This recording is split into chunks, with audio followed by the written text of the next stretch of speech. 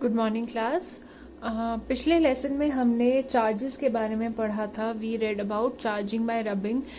जब हम दो ऑब्जेक्ट्स को, फॉर एग्जांपल एक वुलन क्लॉथ को, मतलब कि जो कपड़े हम ठंडियों में पहनते हैं उसको, और एक रीफिल को रब करें साथ में, या फिर प्लास्टिक की रॉड को रब करें, तो वो एक चार्ज होता है। उसको हम जब कभी स्मॉल पीसेस ऑफ पेपर के पास इस चार्ज रॉड को या फिर रीफिल को लेके आते हैं, या फिर स्केल को भी लेके आते हैं, तो फिर उससे वो अट्रैक्ट हो जाते हैं, बिकॉज रब करने से एक चार्ज आता है। So now we are going to start with the next part of the chapter, and इसमें बहुत सारी एक्टिविटीज के थ्रू हम इन चार्जेस के बारे में पढ़ेंगे। तो activity 17.3 of your text book में क्या है, ऐसे दो बलून्स लेने हैं जिनको हैंग कर देना है, एंड इन दोनों को हैंग करने के बाद एक वुलन क्लॉथ से रब करना है। फिर हम देखेंगे कि पहले तो वो ऐसे थे जब हम वुलन क्लॉथ से रब नहीं किया था। रब करने के बाद उसे ऐसे घिसेंगे अगर वुलन क्लॉथ से, तो वो ऐसे एक दूसरे से दूर जाने लगेंगे। So this is one activity. तो यहाँ पे हमने क्या ऑब्जर्व किया ये आप याद रखिएगा। Moving to the next activity, that is यहाँ पे रब वन रीफिल विद पॉलिथीन। एक जो पेन की आपकी रीफिल होती है उसको पॉलिथीन से रब करते हैं। रब करने से हमें पता है कि वो चार्ज हो जाएगी। उसके बाद हम वो रीफिल को ग्लास टम्बलर, ऐसे एक ग्लास में रख देंगे जो कांच का बना होगा, एंड उसके बाद एक और रीफिल को रब करेंगे पॉलिथीन के साथ, और उसको ये चार्ज रीफिल के पास ऐसे टच करेंगे। सो यहाँ पे भी हम ऑब्जर्व करते हैं कि ये दोनों रिफिल्स एक दूसरे से दूर जाती है, because again there is some kind of charge in both of them. तो नाउ इन दोनों एक्टिविटीज की ऑब्जर्वेशन क्या है, a charge balloon repelled a charge balloon. Repelled मतलब दूर गया, जैसे कि यहाँ पे चार्ज नहीं है, इधर रब करने के बाद चार्ज आ गया तो वो रिपेल हुआ, दूर गया। And similarly a charge refill repelled a charge refill. यहाँ पे भी दोनों एक दूसरे से दूर गई क्योंकि दोनों में चार्ज था। इन केसेस में जो हमने ऑब्जेक्ट्स लिए थे, फर्स्ट केस में हमने दो बलून्स लिए थे और सेकंड केस में हमने दो रिफिल्स ली थी, तो ये सेम चीजें थी और same type of material, rubber के बलून्स थे और प्लास्टिक की रिफिल्स थी, तो वो दोनों सेम टाइप ऑफ मटेरियल से बने थे। तो इस केस में क्या हुआ, वो रिपेल हुए, एक दूसरे से दूर गए। अब हम क्या करेंगे, अब हम दो अलग टाइप के मटेरियल्स को यूज करेंगे एंड चार्ज करके देखेंगे हाउ दे बिहेव। तो पहले हमने यहाँ पे क्या लिया है, एक रीफिल लिया है जिसको रब करके सेकेंड एक्टिविटी जैसे ग्लास टम्बलर के अंदर रख दिया है। उसके बाद बलून को हम रीफिल के पास लेके गए हैं। This balloon is also charge कैसे करेंगे, वुलन क्लॉथ से रब करके। तो बलून को हमने चार्ज किया वुलन क्लॉथ से रब करके, रीफिल को हमने चार्ज किया पॉलिथीन से रब करके।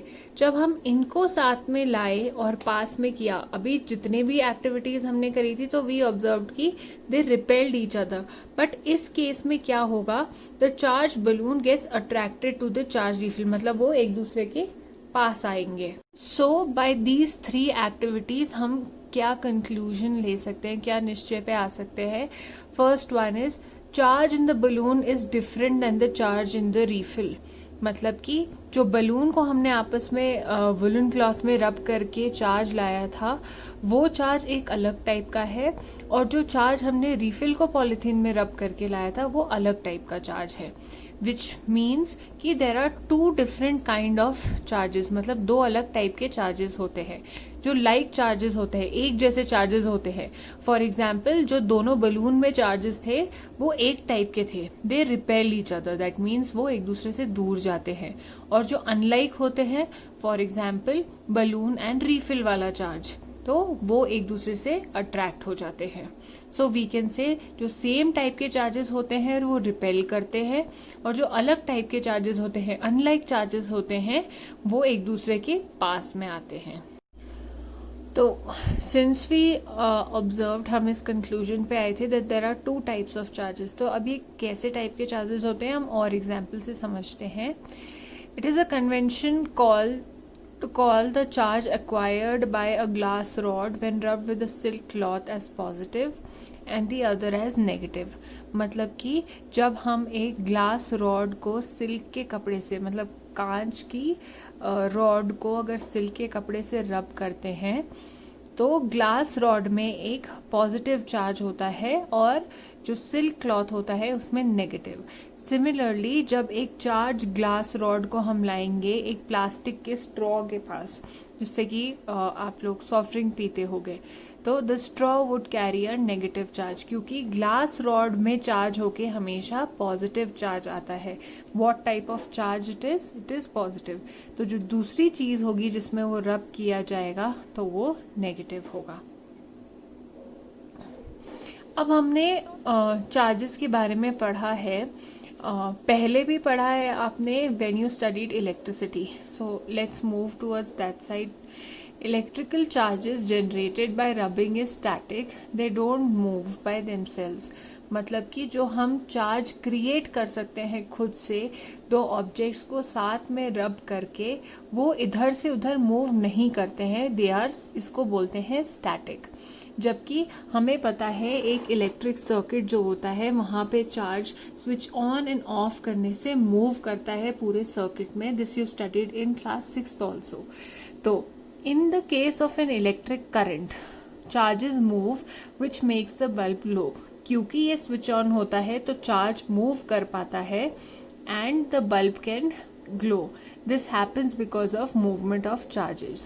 That means कि ये दो अलग टाइप के चार्ज होते हैं. जहाँ पे मूव करता है वो एग्जाम्पल होता है इलेक्ट्रिक करंट का, एंड जहाँ पे स्टैटिक रहता है वो तब क्रिएट होता है व्हेन इट इज जनरेटेड, जब वो बना होता है रबिंग से. सो स्टूडेंट्स, अभी तक हम स्टैटिक चार्जेस के बारे में पढ़ रहे हैं एंड अब हम पढ़ेंगे कि how is this charge transferred from one body to the other. तो इसके लिए हमने एक यहाँ पे एक्टिविटी है जिसके लिए सबसे पहले एक इलेक्ट्रिक वायर ऐसा लिया है, उसके आगे का प्लास्टिक रिमूव कर दिया है एंड अंदर थिक वायर्स ऑफ कॉपर है. Better than the type which have one thick wire inside the covering layer. You need to strip off the outer plastic layer from both ends. If you have a wire stripper, then it's best. Otherwise, you could even use a plier to do that. Twist one end of the wire so that it looks like one thick wire. Be careful while doing that because the thin wire strands can poke into your fingers. So if you could use the pliers to hold while you twist the wire, it would be much safer. Bend this twisted end as shown to make a hook. The jar I have chosen. अभी इन्होंने दोनों तरफ से wire के plastic covering निकाल दी है. उन अंदर के वायर्स को, जहाँ पतले पतले साथ में कॉपर वायर्स थे, वो साथ में रोल कर दिए ताकि एक थिक हो. एक तरफ से उन्होंने एक लूप हुक जैसा बना दिया है and now they have taken a glass jar like this.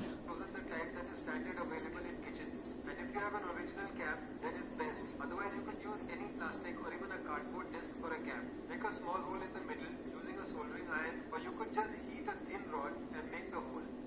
Put the wire through it and bend it as shown. This bend is so that you get more surface to glue. Glue it well so that there is no air gap in the hole and the wire is fixed strongly on the cap. Now we अब इन्होंने इसके ढक्कन में जो lid होती है उसमें wire घुसा दी है एक छेद करके, और उसके आसपास this is a glue gun से उसके साथ में सील कर दिया है so that वो हिले ना. The hole and the wire is fixed strongly on the cap. Now we need to make the leaves, and for that you need thin aluminum foil. Make an outline of a thin leaf like this and put 2 layers of foil and cut them together. Now he has cut aluminium foil के 2 leaves बनाए हैं and उसके top में दोनों में same size का whole करना है. So now he has 2 aluminium leaves. Aluminium foil जो किचन में यूज होता है वो है, एंड ये लीव्स उसने वायर के नीचे वाले पार्ट में लगा दी है. नाउ रिमेम्बर,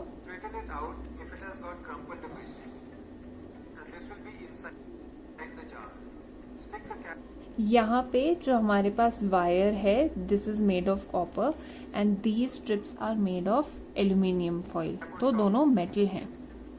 अब ये ऊपर से भी इस जार को सील कर रहे हैं ग्लू लगा के। For experimentation.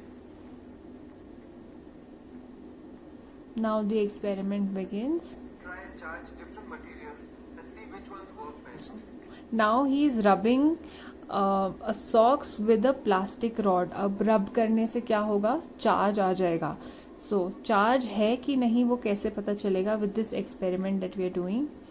अब ये प्लास्टिक रॉड को जब पास लाते हैं तो we see slight movement in these strips. If you remove the jar, so now we'll see कि हमने इस एक्टिविटी में क्या ऑब्जर्व किया। The aluminium foil strips repelled each other, मतलब वो एक दूसरे से दूर गई जब हमने प्लास्टिक की चार्ज रॉड को उसके ऊपर वाले वायर के पास में लेके आए थे। Why this happened? Because they received the same charge through the plastic rod. मतलब सेम चार्ज जब आता है तब हमने सीखा था कि वो रिपेल होते हैं, एक दूसरे से दूर जाते हैं। So this is the reason. Now electrical charge can be transferred from a charged object to another through a metal conductor. यहाँ पे हमारा metal conductor क्या था, ऊपर वाले पार्ट में हमने प्लास्टिक रॉड का चार्ज लाया पास में and then this part move, तो दिस वाज दी कंडक्टर जिसने कि यहाँ पे कंडक्ट कर दिया, तो मतलब चार्ज को पास होने दिया, ट्रांसफर होने दिया।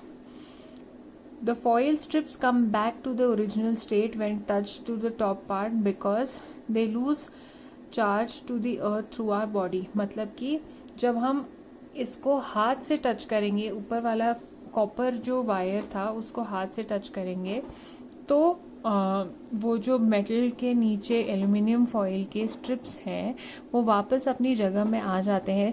लाइक पहले वो रिपेल दूर जा रहे होते हैं एक दूसरे से, लेकिन हमारे फिंगर टच करते ही वो वापस अपनी ओरिजिनल जगह पे आ जाते हैं। दिस हैपन्स बिकॉज वो चार्ज चला जाता है हमारे बॉडी के अंदर, और हमारे बॉडी के सिंस हम अर्थ को, जमीन को टच कर रहे होते हैं तो वो जमीन के अंदर अर्थ में चला जाता है।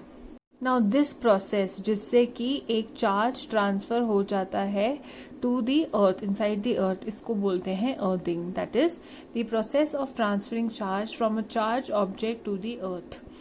नाउ कई बार आपने देखा होगा बिल्डिंग्स के ऊपर ऐसे टाइप की एक रॉड होती है, तो ये इसी टाइप की अर्थिंग के लिए होती है, so that provided in buildings to protect us from any leakage of electrical current। तो इलेक्ट्रिकल करंट कभी वॉल्स के थ्रू या इधर उधर से, या specially in case of lightning humans को हार्म कर सकता है। तो अगर घर के ऊपर ऐसे लाइटनिंग के लिए रॉड्स या अर्थिंग के लिए रॉड्स होती हैं तो ये जो करंट होता है ये अर्थ के अंदर चला जाता है and it does not harm anybody. Now electroscope क्या होता है, जो हमने इस एक्टिविटी में देखा था, जो ग्लास जार से, मेटल की स्ट्रिप्स से एंड कॉपर वायर से हमने बनाया था, that is called as an electroscope. उससे हमें क्या पता चलता है, it is a device that can be use to test whether an object is carrying charge और नॉट। जब चार्ज होता है तब यहाँ पे हमें एक मूवमेंट दिखाई देता है, so that is an electroscope. So with this we have come to an end to today's lesson. Please make sure कि आप read करें पेज नंबर 214 का story of lightning से पहले। In the next class we'll study a bit about lightning and precautions क्या लेने चाहिए हमें lightning से, and we'll study about earthquakes. Thank you.